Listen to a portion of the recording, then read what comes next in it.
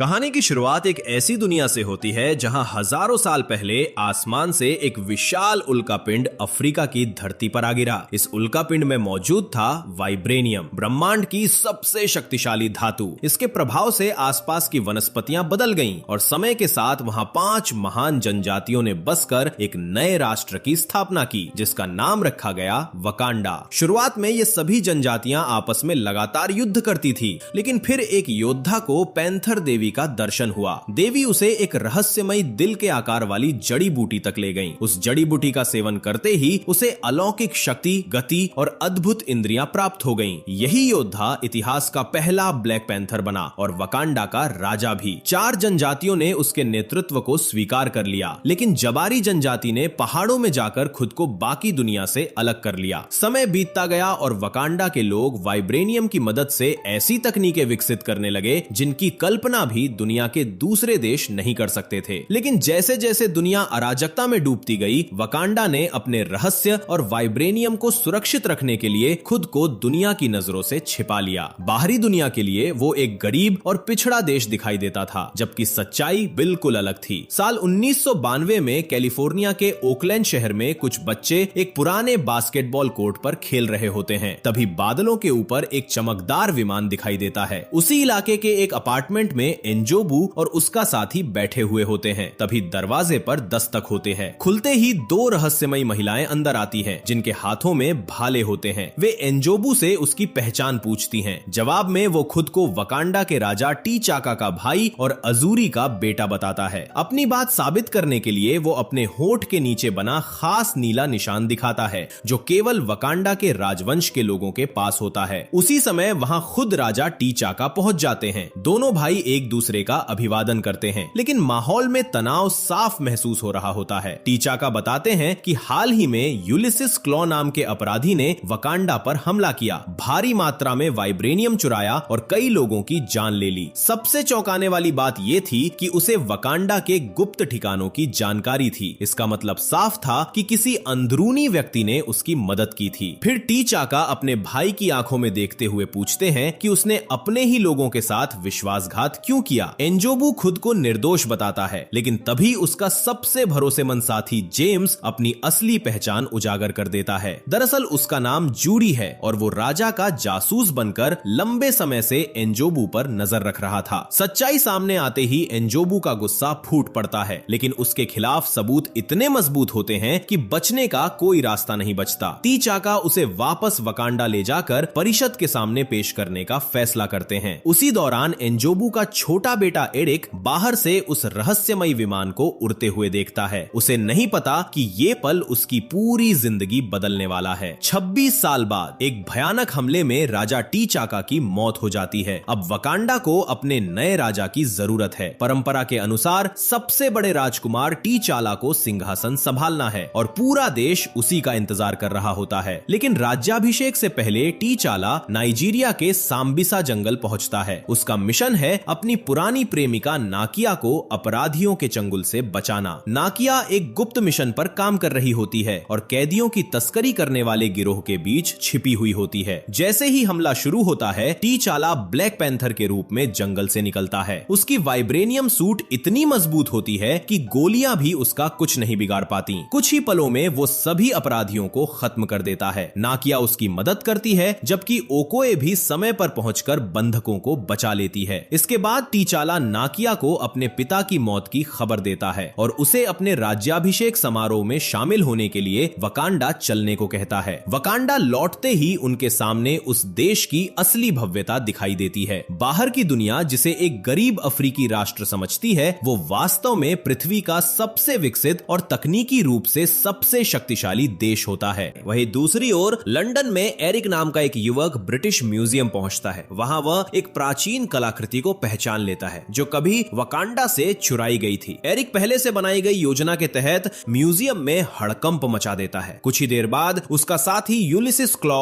अपने लोगों के साथ वहां पहुंचता है और वाइब्रेनियम से बनी उस दुर्लभ वस्तु को चुराकर फरार हो जाता है। अगले दिन वकांडा की चारों जनजातियां एक विशाल झरने के पास इकट्ठा होती है, जहां टी चाला का राज्याभिषेक होना है। परंपरा के अनुसार जूरी उसे एक विशेष जड़ी बूटी पिलाता है, जिससे ब्लैक पैंथर की सारी शक्तियां अस्थायी अस्थायी रूप से समाप्त हो जाती हैं। ऐसा इसलिए किया जाता है ताकि यदि कोई योद्धा सिंहासन के लिए चुनौती देना चाहे तो मुकाबला पूरी तरह बराबरी का हो। चारों जनजातियां टीचाला को अपना राजा स्वीकार कर लेती हैं और ऐसा लगता है कि अब उसका राज्याभिषेक बिना किसी रुकावट के पूरा हो जाएगा। लेकिन जैसे ही टीचाला के सिर पर ताज सजने वाला होता है तभी जबारी जनजाति वहां पहुंच जाती है। उनके नेता एम्बाकू सिंहासन पर अपना दावा ठोकते हुए टीचाला को चुनौती दे देता है। परंपरा के अनुसार चुनौती स्वीकार की जाती है और दोनों योद्धाओं के बीच भीषण मुकाबला शुरू हो जाता है। शुरुआत में एम्बाकू भारी पड़ता है। वह अपनी ताकत के दम पर टीचाला को बार बार जमीन पर गिरा देता है। कुछ समय तक ऐसा लगता है कि नया राजा बनने का सपना यहीं खत्म हो जाएगा, लेकिन फिर अपनी मां और बहन की हौसला बढ़ाती आवाजें सुनकर टीचाला के भीतर नई ऊर्जा जाग उठती है। वह पलटवार करता है और मुकाबला बराबरी पर आ जाता है। दोनों एक दूसरे पर लगातार वार करते हैं। लड़ाई के दौरान एम्बाकू का भाला टीचाला के सीने को चीर देता है, लेकिन घायल होने के बावजूद वह हार नहीं मानता। टीचाला भाले को बाहर निकालता है और पूरी ताकत से हमला कर अपने प्रतिद्वंदी को काबू में कर लेता है। अब जीत उसके हाथ में होती है। नियमों के अनुसार वह चाहे तो एम्बाकू की जान लेकर मुकाबला खत्म कर सकता है, लेकिन टीचाला ऐसा नहीं करता। वह एम्बाकू से कहता है कि जबारी जनजाति को अपने नेता की जरूरत है। अगर वह हार स्वीकार कर ले तो उसकी जान बख्श दी जाएगी। टीचाला की दया और सम्मान देखकर एम्बाकू आत्मसमर्पण कर देता है। इसके साथ ही चारों जनजातियां अपने नए राजा का स्वागत करती हैं। अब टीचाला सिर्फ वकांडा का राजा ही नहीं बल्कि नया ब्लैक पैंथर भी बन चुका होता है। उसी रात उसे अपनी परंपरा का अंतिम चरण पूरा करना होता है। वह पवित्र हार्ट शेप्ड हर्ब का सेवन करता है और फिर उसे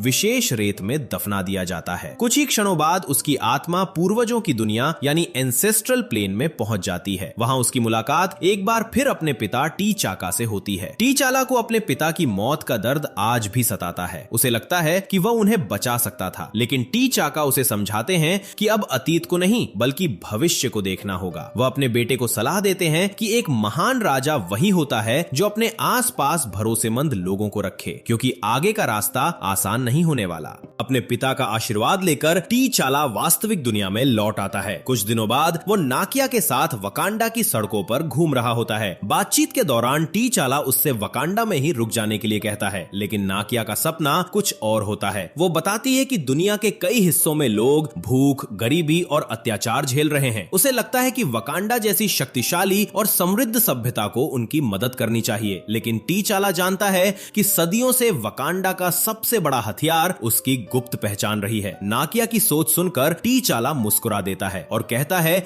कि वह एक बेहतरीन रानी साबित होगी। कुछ समय बाद टीचाला अपने करीबी दोस्त वकाबी से मिलने जाता है। तभी ओकोए का संदेश आता है कि सभी परिषद सदस्यों को तुरंत महल में बुलाया जाए। महल पहुंचने पर ओकोए एक चौंकाने वाली खबर देती है। यूलिसिस क्लॉ ने ब्रिटिश म्यूजियम से वकांडा की एक और कीमती कलाकृति चुरा ली है। जानकारी मिलती है कि वह इसे बेचने के लिए दक्षिण कोरिया में एक अमेरिकी खरीदार से मिलने वाला है। क्लॉ वर्षों से छिपता फिर रहा था, इसलिए यह उसे पकड़ने का सबसे अच्छा मौका था। मिशन पर निकलने से पहले टीचाला अपनी बहन शुरी की लैब में पहुंचता है। शुरी उसे कई नई तकनीकें देती है। इनमें एक ऐसा कम्युनिकेशन डिवाइस होता है जिसकी रेंज लगभग असीमित है, लेकिन सबसे खास चीज होती है नया ब्लैक पैंथर सूट। अब पूरा सूट एक साधारण से नेकलेस में समा सकता था और केवल सोचने भर से सक्रिय हो जाता था। इतना ही नहीं, ये सूट दुश्मनों के हमलों से पैदा होने वाली गतिज ऊर्जा को अपने अंदर जमा कर सकता था और जरूरत पड़ने पर उसे कई गुना ताकत के साथ वापस छोड़ सकता था। अगली रात टीचाला, नाकिया और ओकोए दक्षिण कोरिया के बुसान शहर पहुंचते हैं। उनका लक्ष्य साफ था, यूलिसिस क्लॉ को जिंदा पकड़ना। एक आलीशान कैसीनो में वे अलग अलग दिशाओं में जाकर क्लॉ को ढूंढने लगते हैं। तभी टीचाला की मुलाकात अपने पुराने परिचित CIA एजेंट रॉस से होती है। जल्द ही उसे पता चलता है कि वही अमेरिकी खरीदार है जिससे क्लॉ मिलने वाला है। रॉस क्लॉ को गिरफ्तार करना चाहता है, जबकि टीचाला उसे वकांडा ले जाकर न्याय दिलाना चाहता है। कुछ देर बाद यूलिसिस क्लॉ अपने हथियारबंद आदमियों के साथ कैसीनो में पहुंच जाता है। सौदा शुरू होता है, लेकिन तभी ओकोए की पहचान उजागर हो जाती है और अगले ही पल पूरे कैसीनो में गोलियों की गूंज फैल जाती है। टीचाला को मजबूर होकर अपनी असली पहचान उजागर करनी पड़ती है। तीनों वकांडन योद्धा दुश्मनों पर टूट पड़ते हैं और भारी तबाही के बीच क्लॉ को पकड़ने की कोशिश करते हैं। टीचाला आखिरकार क्लॉ तक पहुंच भी जाता है, लेकिन तभी एक शक्तिशाली हथियार का धमाका उसे दूर फेंक देता है। इस मौके का फायदा उठाकर क्लॉ भाग निकलता है। अब शुरू होती है बुसान की सड़कों पर एक खतरनाक high speed chase. Police. Okoye और नाकिया उसका पीछा करती हैं, जबकि टीचाला अपनी बहन शुरी की मदद से दूर बैठकर अपनी कार को कंट्रोल करने लगता है। कुछ ही सेकंड में ब्लैक पैंथर पहली गाड़ी तक पहुंच जाता है और उसमें बैठे अपराधियों को बाहर फेंक देता है। अब पीछा पहले से भी ज्यादा खतरनाक हो चुका होता है। अपराधी लगातार गोलियां बरसा रहे होते हैं, लेकिन वाइब्रेनियम से बनी गाड़ी के अंदर बैठे वकांडन योद्धाओं को कोई नुकसान नहीं पहुंच पाता। तभी ओकोए नाकिया को गाड़ी चलाने के लिए कहती है और खुद अपने चुंबकीय जूतों की मदद से गाड़ी की छत पर चढ़ जाती है। अगले ही पल वो अपना भाला पूरी ताकत से दुश्मनों की तरफ फेंकती है और एक ही वार में उनकी गाड़ी को रोक देती है। दूसरी तरफ ब्लैक पैंथर का नया सूट लगातार हमलों की ऊर्जा अपने अंदर जमा कर रहा होता है। शुरी के निर्देश पर टीचाला दुश्मनों की एक गाड़ी पर छलांग लगाता है और सूट में जमा सारी गतिज ऊर्जा एक साथ छोड़ देता है। धमाका इतना शक्तिशाली होता है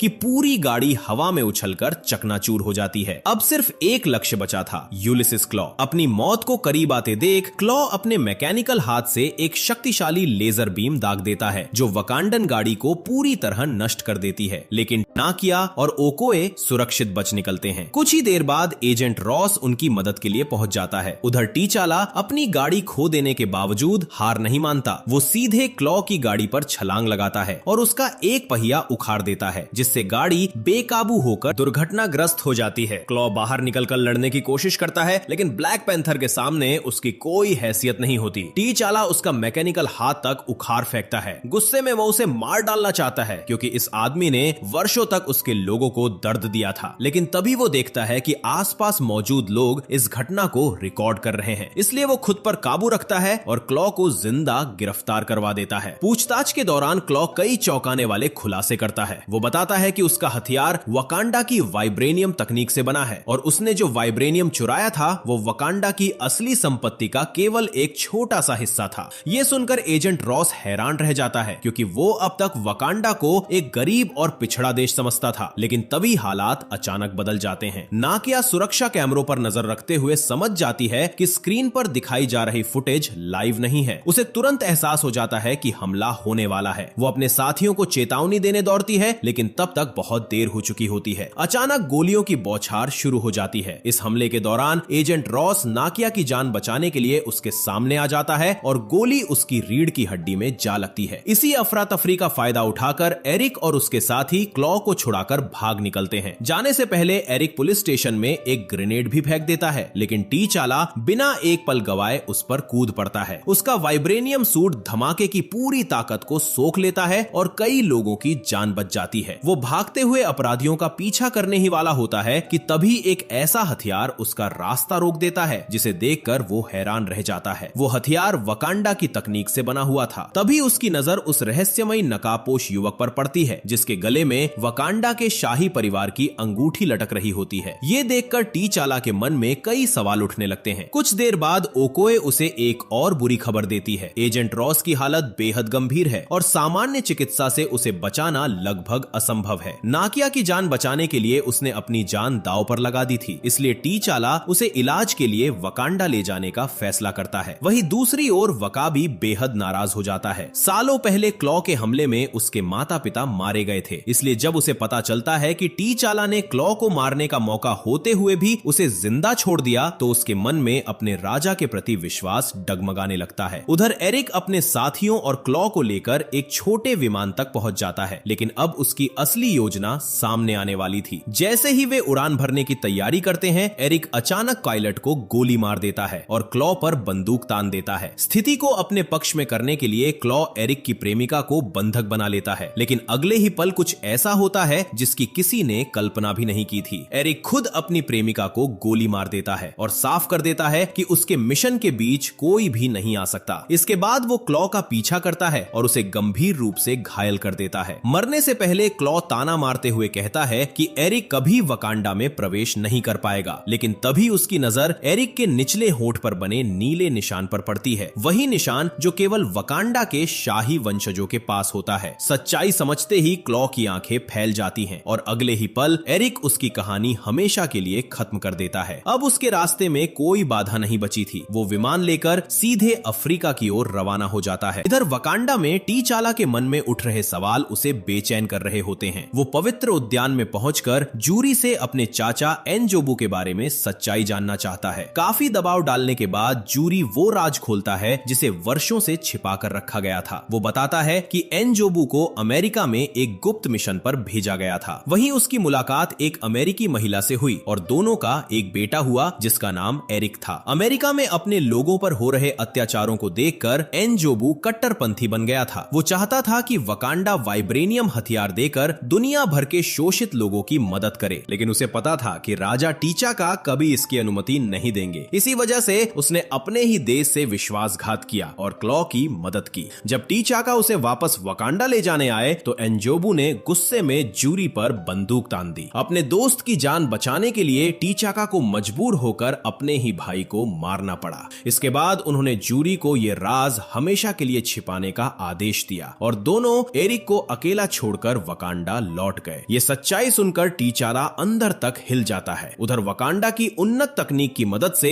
एजेंट रॉस पूरी तरह ठीक हो जाता है। जब वो जागता है तो ये देखकर स्तब्ध रह जाता है कि जिस चोट से दुनिया का कोई डॉक्टर उसे नहीं बचा सकता था, उसे वकांडा ने कुछ ही घंटों में ठीक कर दिया। उसके सामने खड़ी शूरी मुस्कुराते हुए बताती है कि वो उसके बारे में पहले से ही सब कुछ जानती है। एजेंट रॉस वकांडा की अद्भुत दुनिया को देखकर दंग रह जाता है। उसे यकीन ही नहीं होता कि दुनिया से छिपा हुआ ये देश तकनीक के मामले में पूरी दुनिया से इतना आगे है। वो शूरी से ट्रेन ट्रैक के आसपास लगे चमकदार पैनलों के बारे में पूछता है। शूरी बताती है कि वे सोनिक स्टेबलाइजर हैं। वाइब्रेनियम अपनी प्राकृतिक अवस्था में बेहद अस्थिर होता है और तेज गति से ले जाने पर खतरनाक साबित हो सकता है। इसलिए इन स्टेबलाइजर्स की मदद से उसकी शक्ति को अस्थायी रूप से नियंत्रित किया जाता है। तभी शूरी को ओकोए का फोन आता है। वो बताती है कि एक बाहरी व्यक्ति वकांडा की सुरक्षा सीमा पार करके देश में प्रवेश कर चुका है। उधर पहाड़ों पर टीचाला नाकिया के साथ बैठा अपने परिवार की सच्चाई पर विचार कर रहा होता है। उसे अपने पिता के फैसले पर गुस्सा आता है कि उन्होंने एक मासूम बच्चे को दुनिया में अकेला छोड़ दिया बजाय उसे वकांडा वापस लाने के। तभी शूरी का फोन आता है और वो तुरंत महल पहुंच जाता है। महल में एजेंट रॉस उस रहस्यमयी घुसपैठिए की पहचान बताता है। उसका नाम एरिक है, जो एक पूर्व अमेरिकी मरीन है। उसने अफगानिस्तान समेत कई युद्ध क्षेत्रों में हिस्सा लिया है और सैकड़ों लोगों को मार चुका है। कुछ ही देर बाद वकाबी एरिक को परिषद के सामने लेकर आता है। वहां एरिक अपनी असली पहचान उजागर करता है। वो बताता है कि वो एनजोबू का बेटा है, यानी शाही परिवार का सदस्य। उसके शरीर में भी राजवंश का खून बह रहा है और इसी वजह से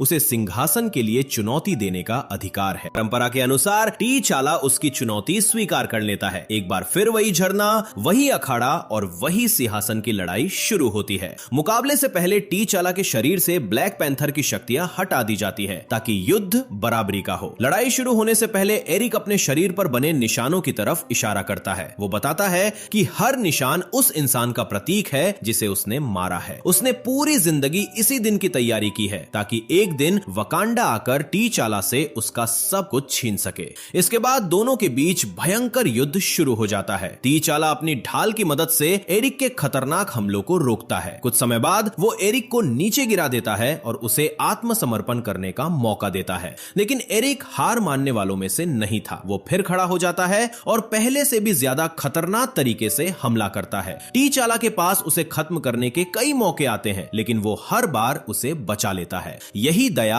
अंततः उसकी सबसे बड़ी गलती साबित होती है। मौका मिलते ही एरिक अपनी तलवार सीधे टीचाला के पेट में घोंप देता है। जब एरिक अंतिम वार करने वाला होता है तभी जूरी बीच में आ जाता है और सच बता देता है कि उसके पिता की मौत के पीछे वही था। लेकिन एरिक बिना हिचकिचाए जूरी को मार डालता है और फिर टीचाला को झरने से नीचे फेंक देता है। सभी को यकीन हो जाता है कि टीचाला मर चुका है। अपने परिवार को बचाने के लिए नाकिया, रानी रामोंडा और शूरी वहां से भाग निकलती हैं, जबकि एरिक को वकांडा का नया राजा घोषित कर दिया जाता है। उस रात नाकिया ओकोए से मदद मांगती है, लेकिन ओकोए साफ कह देती है कि उसकी वफादारी सिंहासन के प्रति है, चाहे उस पर कोई भी बैठा हो। वकांडा को बचाने के लिए अब नाकिया खुद कदम उठाने का फैसला करती है। इधर एरिक भी ब्लैक पैंथर बनने की रस्म पूरी करता है। हार्ट शेप्ड हर्ब पीने के बाद वो पूर्वजों की दुनिया में पहुंचता है, जहां उसकी मुलाकात अपने पिता एनजोबू से होती है। एनजोबू अपने बेटे को देखकर टूट जाता है। उसे एहसास होता है कि अगर वो उसे बचपन में वकांडा ले आया होता तो शायद वो आज इतना क्रूर इंसान नहीं बनता। उधर नाकिया महल से हार्ट शेप्ड हर्ब का आखिरी बचा हुआ नमूना चुरा लेती है। जब एरिक को इसका पता चलता है तो तो वो तुरंत आदेश देता है कि पूरा पवित्र उद्यान जला दिया जाए ताकि भविष्य में कोई भी ब्लैक पैंथर की शक्ति हासिल न कर सके। सिंहासन पर बैठने के बाद एरिक अपनी असली योजना सामने रखता है। वो दुनिया भर में वाइब्रेनियम हथियार भेजना चाहता है ताकि हर जगह मौजूद अश्वेत लोग अपने उत्पीड़कों के खिलाफ विद्रोह कर सकें। वकाबी उसके विचारों का समर्थन करता है, लेकिन परिषद के बाकी सदस्य इस फैसले से सहमत नहीं होते। फिर भी राजा का आदेश मानना उनकी मजबूरी थी। उधर नाकिया, रानी रामोंडा, शुरी और एजेंट रॉस जबारी जनजाति के पहाड़ों की ओर निकल पड़ते हैं। उनका इरादा एम्बाकू को हार्ट शेप्ड हर्ब देकर ब्लैक पैंथर बनाना था ताकि वो एरिक को हरा सके। लेकिन वहां पहुंचकर उन्हें एक ऐसा सच पता चलता है जिसकी किसी ने कल्पना भी नहीं की थी। एम्बाकू उन्हें एक गुप्त स्थान पर ले जाता है जहां टी चाला अभी भी जिंदा होता है। झरने से गिरने के बाद जबारी जनजाति के लोगों ने उसे नदी किनारे बेहोशी की हालत में पाया था। बर्फ की मदद से उन्होंने किसी तरह उसकी जान बचा रखी थी। रानी तुरंत हार्ट शेप्ड हर्ब से बनी दवा अपने बेटे को पिलाती है और कुछ ही मिनटों बाद टी चाला होश में आ जाता है। अब वो पहले से ज्यादा दृढ़ संकल्प के साथ अपना सिंहासन वापस लेने के लिए तैयार था। शुरी उसे उसका ब्लैक पैंथर नेकलेस वापस देती है। इसके बाद टी चाला एम्बाकू से कुछ सैनिकों की मदद मांगता है, लेकिन एम्बाकू इस युद्ध में शामिल होने से मना कर देता है। फिर भी टी चाला अकेले वकांडा लौटने का फैसला करता है। महल पहुंचते ही वो एरिक को चुनौती देता है और कहता है कि पिछला मुकाबला खत्म नहीं हुआ था क्योंकि उसने कभी हार नहीं मानी। लेकिन एरिक दोबारा द्वंद्व लड़ने से इनकार कर देता है। वो खुद को वैध राजा घोषित करते हुए अपने लोगों को आदेश देता है कि वाइब्रेनियम हथियारों से भरे विमान दुनिया के अलग अलग हिस्सों में भेज दिए जाएं। इसी बीच शुरी अपनी लैब में पहुंचकर एजेंट रॉस की मदद लेती है। रॉस दूर से एक लड़ाकू विमान नियंत्रित करता है और उसका मिशन होता है उन सभी जहाजों को नष्ट करना इससे पहले कि वे वकांडी सीमा पार कर जाएं। उधर जमीन पर गृह युद्ध छिड़ जाता है। वकाबी अपनी सेना लेकर टी चाला के खिलाफ खड़ा हो जाता है, जबकि ओकोए आखिरकार समझ जाती है कि सही पक्ष कौन सा है। वो अपनी योद्धाओं को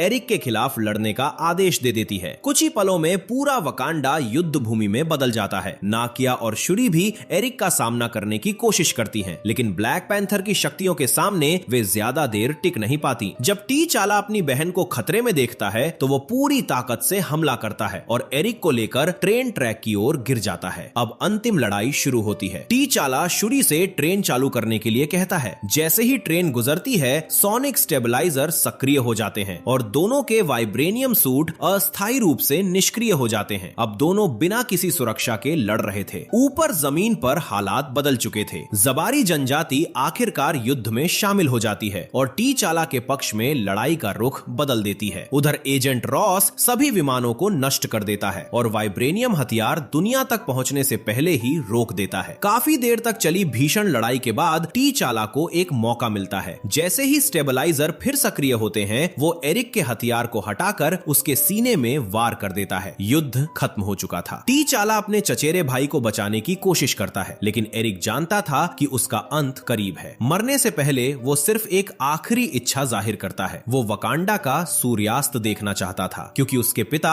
हमेशा कहा करते थे कि दुनिया का सबसे खूबसूरत सूर्यास्त यहीं दिखाई देता है। टी चाला उसे पहाड़ की चोटी पर ले जाता है जहां दोनों साथ बैठकर डूबते सूरज को देखते हैं। कुछ ही पलों बाद एरिक हमेशा के लिए इस दुनिया को अलविदा कह देता है। इसके बाद टी चाला दोबारा वकांडा का राजा बन जाता है। वो नाकिया का धन्यवाद करता है जिसने आखिरी पल तक उसके परिवार का साथ नहीं छोड़ा। टी चाला उससे वकांडा में रहने के लिए कहता है और वादा करता है कि वो दुनिया के जरूरतमंद लोगों की मदद करने के उसके सपने को पूरा करेगा। कुछ हफ्तों बाद टी चाला और शुरी अमेरिका के ओकलैंड पहुंचते हैं। वहां वे उस इमारत को खरीद लेते हैं जहां कभी एन्जोबू की मौत हुई थी। टी चाला घोषणा करता है कि यही जगह वकांडा का पहला अंतरराष्ट्रीय सहायता केंद्र बनेगी। नाकिया इसकी देखरेख करेगी और शुरी विज्ञान व तकनीक के आदान प्रदान का नेतृत्व करेगी। सबसे खास बात यह थी कि इस केंद्र के पहले सदस्य वही बच्चे बनने वाले थे जो कभी उस पुराने बास्केटबॉल कोर्ट पर खेला करते थे। और इसी के साथ ब्लैक पैंथर की ये शानदार कहानी यहीं समाप्त होती है। तो हमारे दूसरे चैनल को भी अभी सब्सक्राइब कर लीजिए। इसमें बहुत ही शानदार वीडियो आने वाली है। लिंक डिस्क्रिप्शन में है। मिलते हैं अगली वीडियो में।